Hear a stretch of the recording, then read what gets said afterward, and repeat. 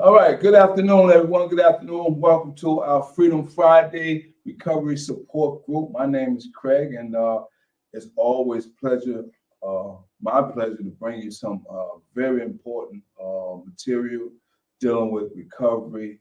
Talking about mental health, substance abuse, things of that nature. So today I'm going to bring an article by RenaissanceRecovery.com. If you like, later on at your own leisure, you can always go online and check us and retrieve this article. Uh,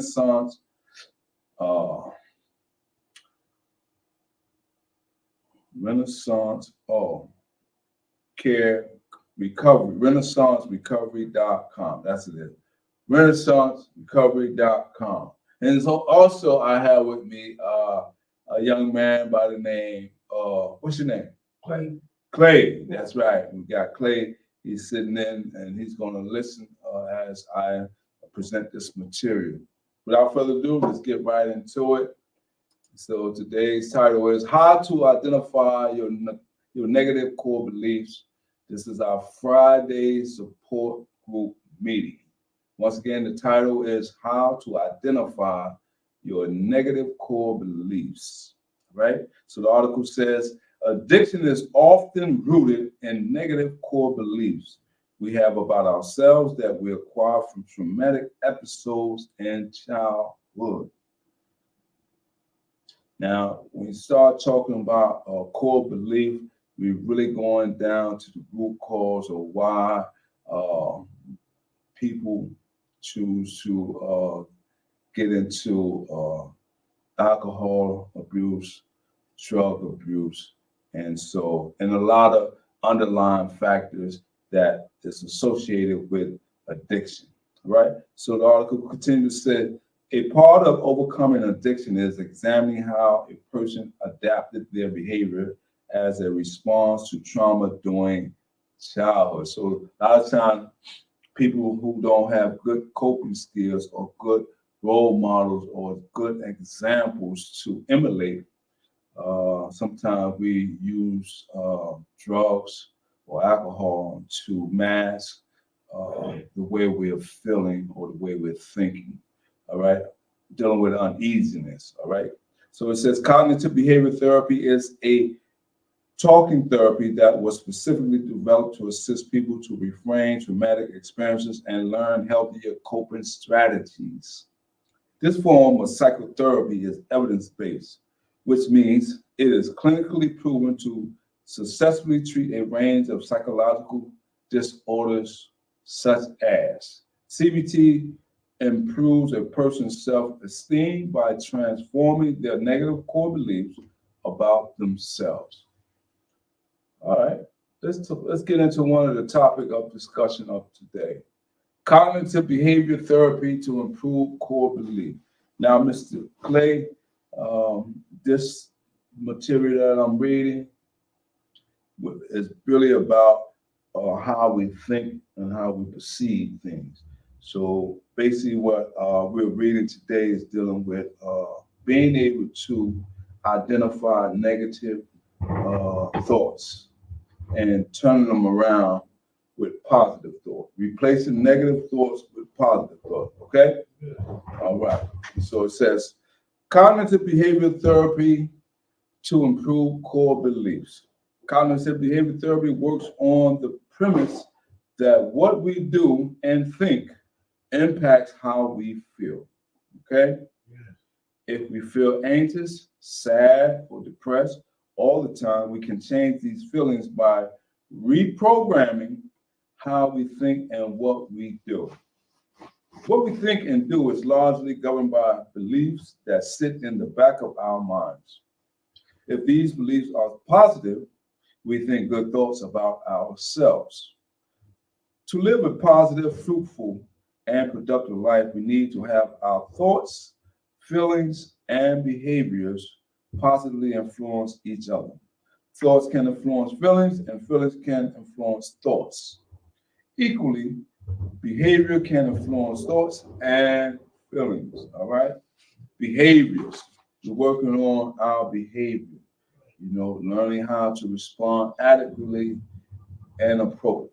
All right? So, for instance, a woman who has eaten a whole pack of biscuits while sitting on the couch is feeling depressed. Now, this woman, she is depressed. She cooked a whole pack of biscuits.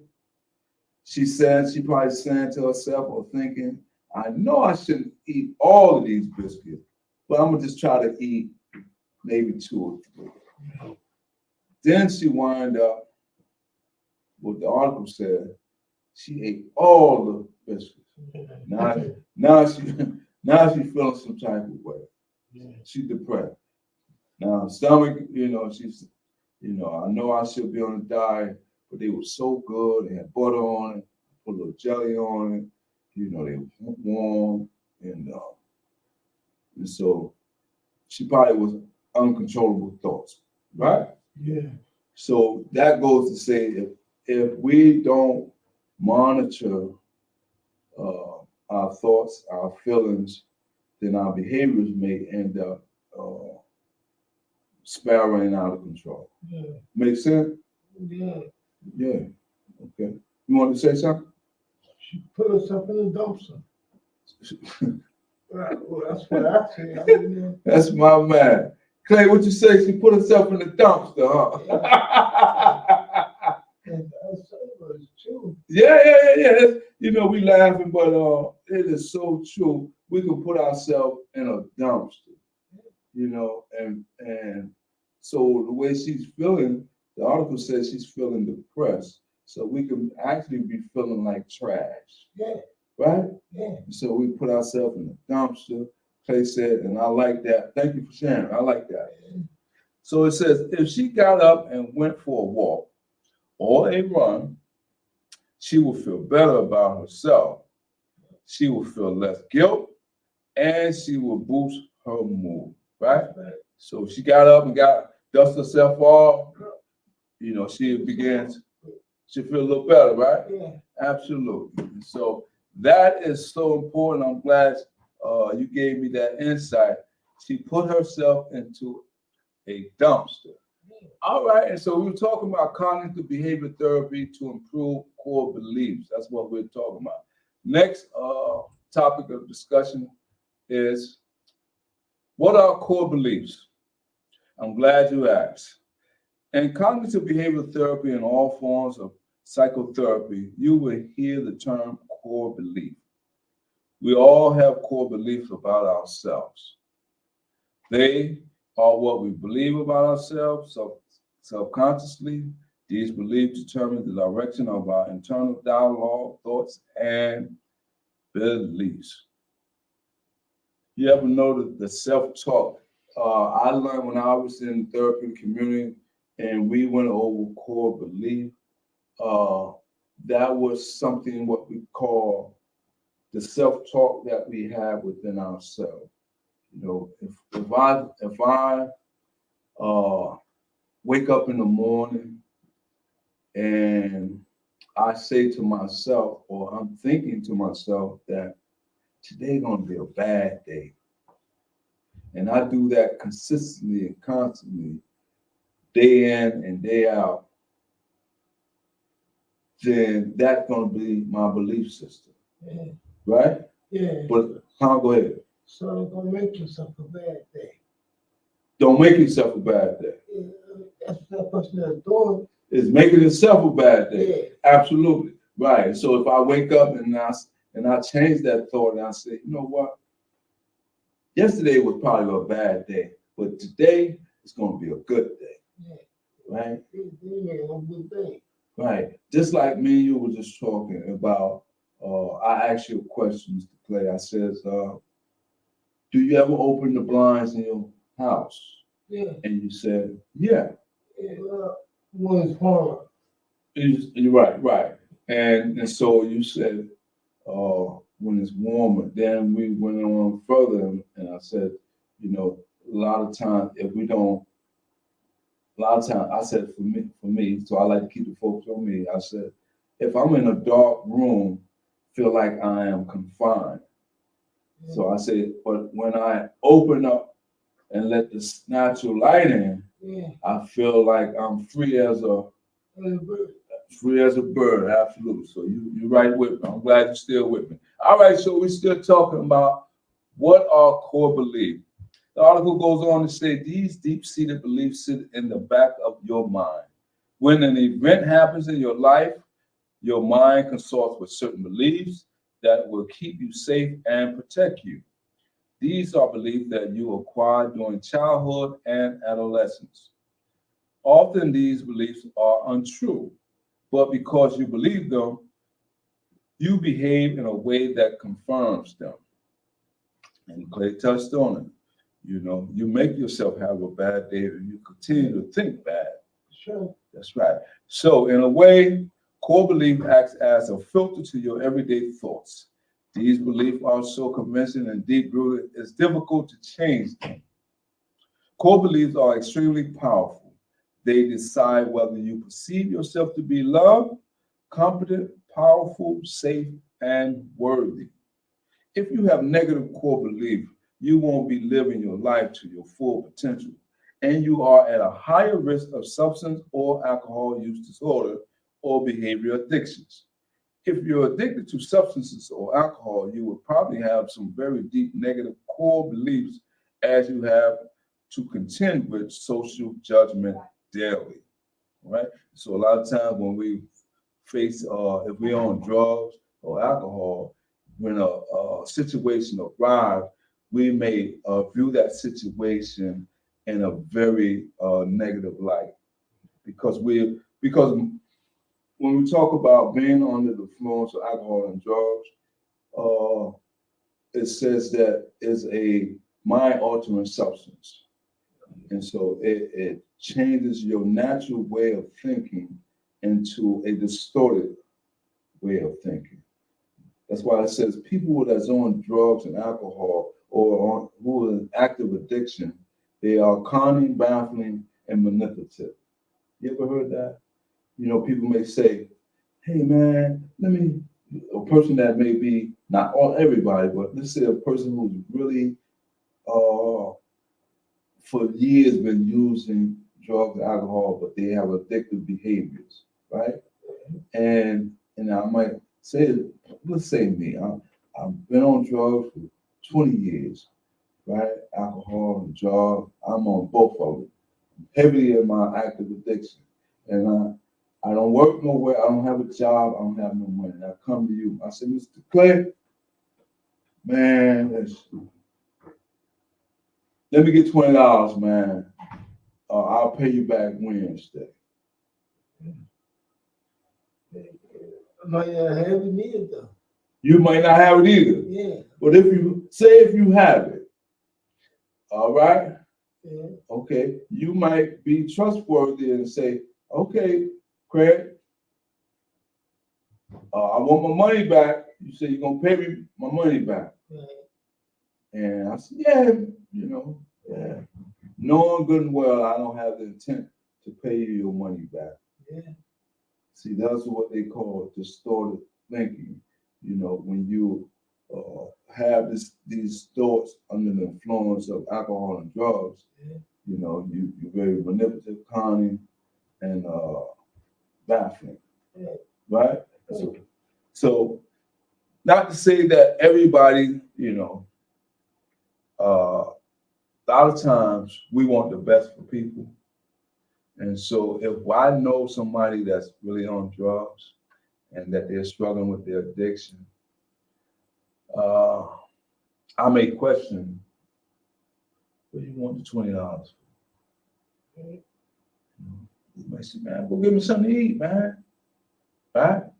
Most people you see at the store, panhandling, want something. They say, oh, you got $5 for something to eat. So instead of giving them the $5, they right there in front of the store. Yeah. Do what? Go and get your order and I'll move it. There you go. Go and get your order and I'll give it to you. I'm give you $5. There you go. Absolutely. So there's alternative. So that's what you take a negative situation and turn it into a positive one. Also, Also, for me anyway. Yeah, absolutely. You save you the headache of worrying about you're gonna never get the $20 back, Yeah. right? Yeah. Absolutely. All right, let's move on. So it says if you have negative core belief, you won't be living your life to your full potential, and you are at a higher risk of substance or alcohol use disorder or behavior addiction. If you're addicted to substance or alcohol, you would probably have some very deep negative core beliefs as you have to contend with social judgment daily, right?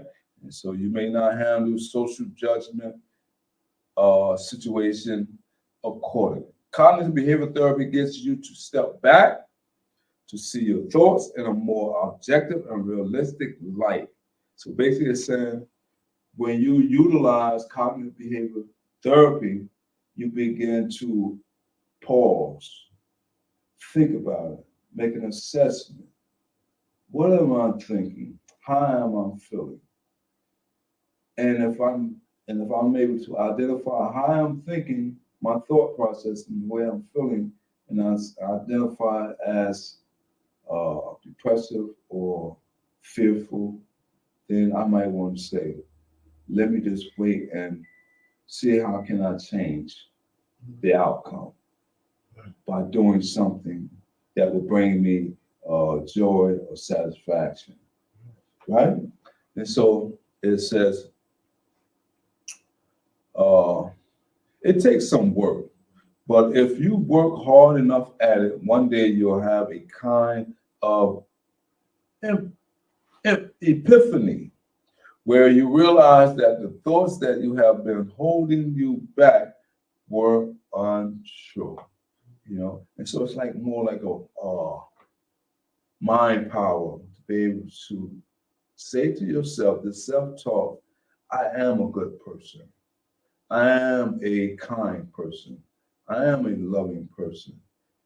Sometimes we may grow up in an environment where people have told us negative things about ourselves. You'll never grow up to be nothing. You're just like your father. Things like that. And if we allow those thoughts to uh, take root in our thought process, we may begin to self-reflect that in our behavior. And so if someone tells me, say, you know what, you'll never grow up to be something. If someone told me that at childhood or adolescence, say, you know what, you'll never be nothing. You're just like your father. I have the ability to say, no, I am going to be someone important. No, I'm not like my father. I'm going to be greater than my father. And so, especially if my father was a person who exhibit bad behaviors, and if I want to be better than what people projecting on me, I would say, well, you know what? I'm gonna rise above what people may think, and I'm going to prove to myself. It's a lot of times it's about not so much proving to other people, it's about proving to yourself. Accepting challenges. Accepting challenges is very, sometimes they say challenge or change and challenges can be very hard and difficult for people. And that's true. But if you are a person who says, you know what, I'm gonna keep trying at it until I figure it out. And if I can't figure it out, you ever ask for help and not be ashamed to ask for help? No. You never asked for help and was not ashamed? That order, I have asked for help. Because Knowing that I could help myself. okay, fine. So if you can help yourself, that's different. But if you find yourself having a difficulty of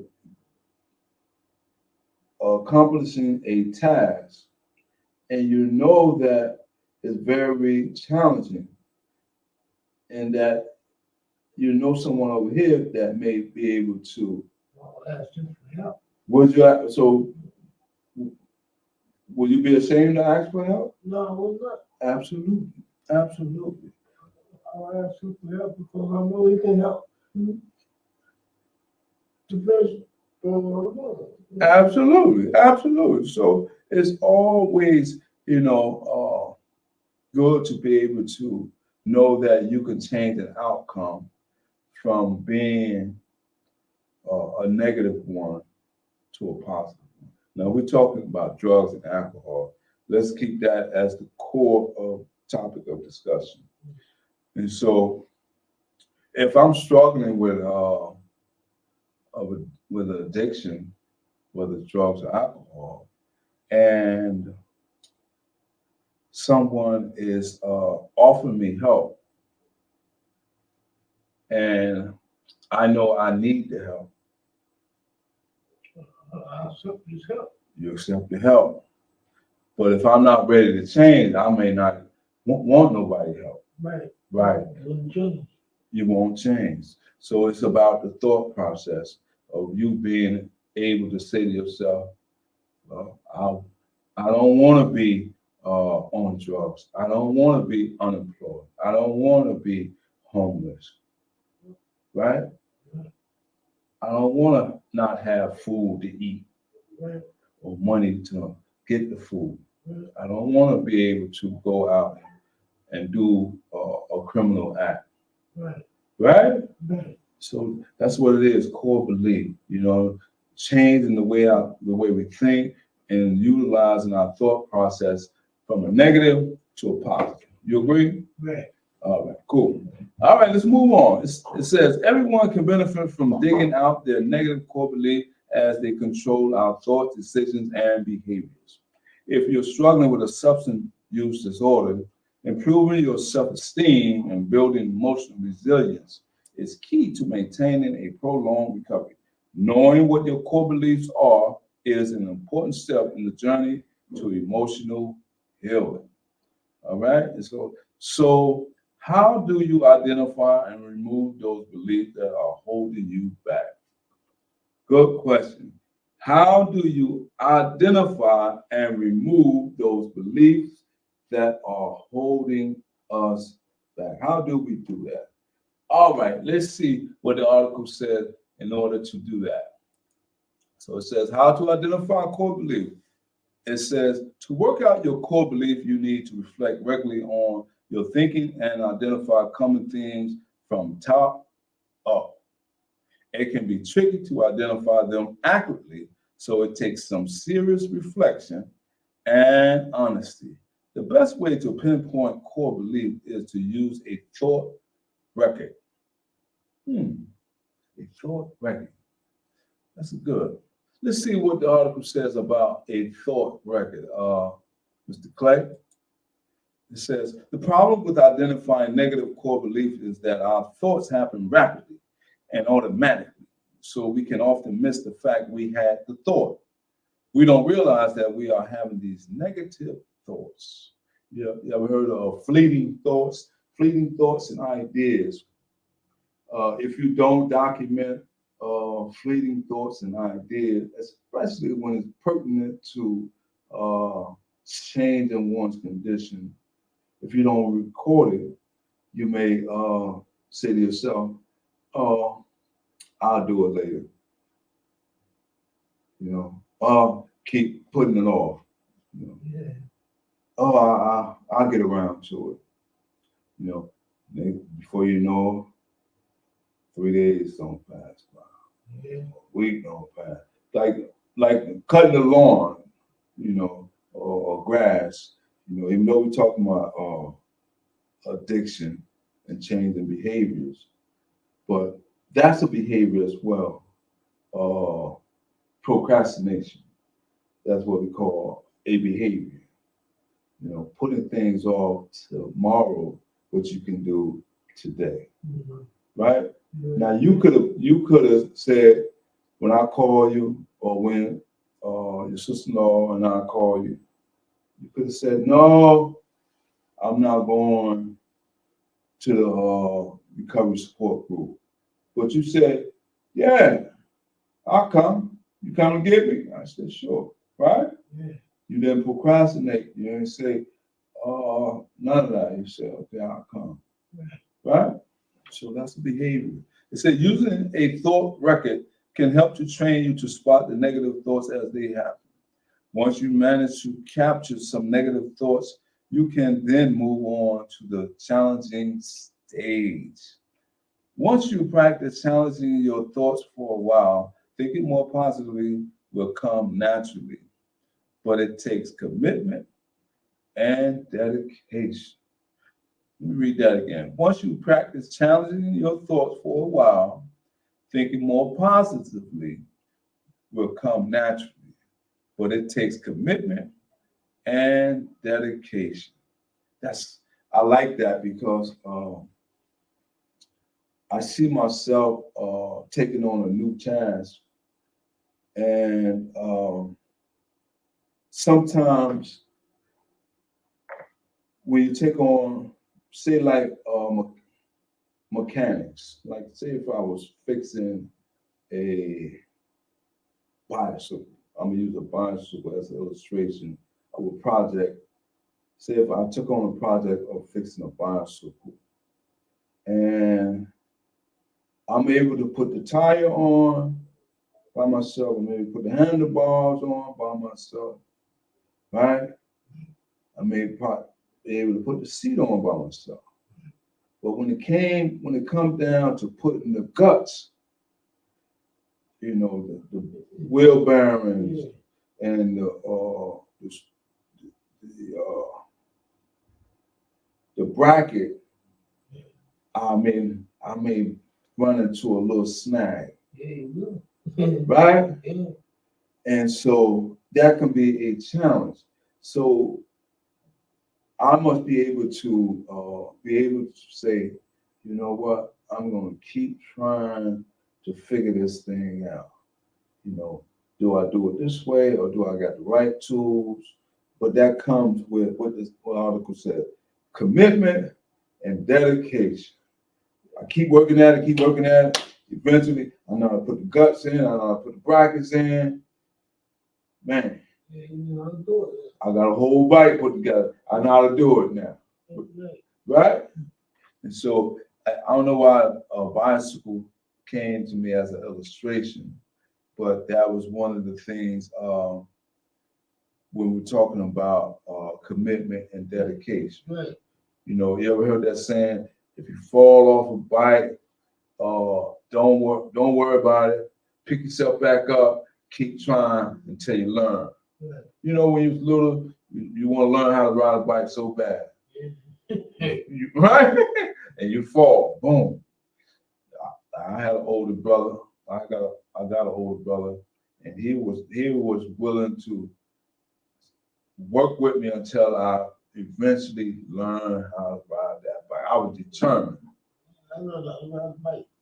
Yeah, start. The day you started, Yeah. you talking about a tricycle. I'm talking about a bike. Bike. Okay, all right then. If you say so. I don't tell you about it. So I saw it because I wanted to ride a bike. So I rode it. Just start rolling. I didn't fall. I didn't fall. You ain't fall? I seen a lot of people fall though. Absolutely. You ain't got. Now, some people start off with tricycle and training wheels, Yeah. right? I started with tricycle, training wheel. Not you though. See, you very unique, man. You the first person I know who said, man, I got it on the first try. Wow. Not saying that it's not impossible. I'm saying you're the first person I met. Yeah, me too, dude. I can honestly say, I saw the bike. I wanted to ride it. You know? You I didn't fall. Didn't fall, but you were determined to ride that bike. Yeah. See, that's what I'm saying. So when we put our mind to something and we determine and we are focused to accomplish a task, we're able to do it. Yeah. See what I mean? Yeah. Yeah. Thank you for sharing that. And so that's going to be it for this week. And so please join us next Friday for our Freedom Friday Recovery Support Group It's always going to be some interesting information, and hopefully we could be able to share more enlightening information dealing with CBT, cognitive behavioral therapy. All right, and so until the next time, I'm Craig. Play for us. Play forward. All right, until then, have a good day.